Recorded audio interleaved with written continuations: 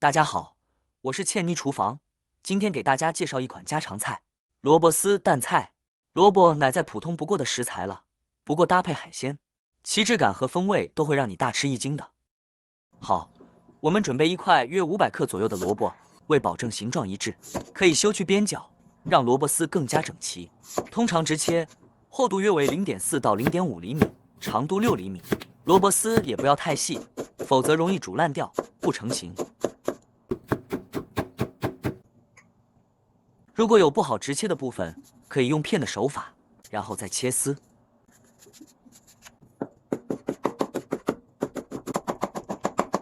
接下来处理蛋菜，先将蛋菜清洗干净，去沙，然后放入沸水锅中，快速的汆烫。一旦贝壳的盖子打开，就可以捞出，防止蛋菜的肉质变老，失去鲜味。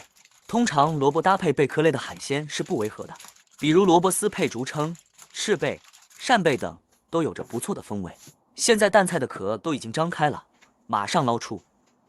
接着去掉外壳，取肉。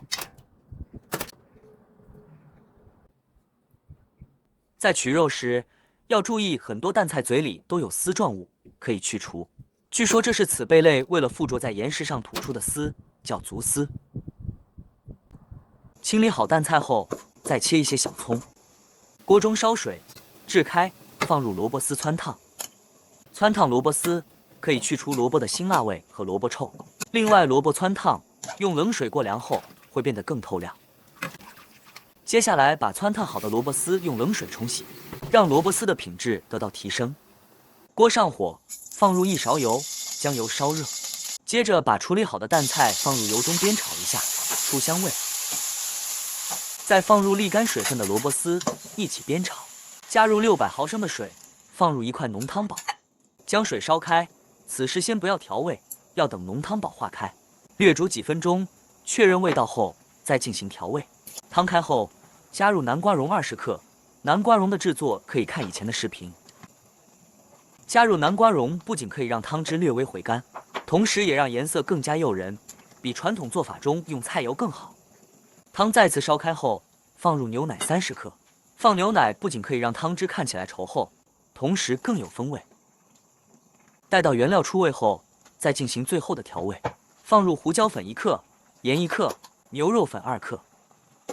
听听煮汤的声音，是不是食欲大增？好了，关火出锅。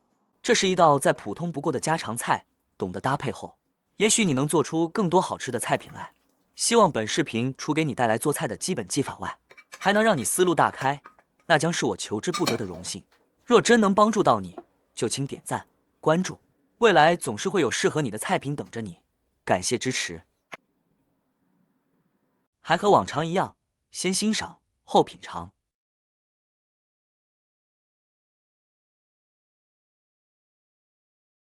现在我来替大家品尝一下。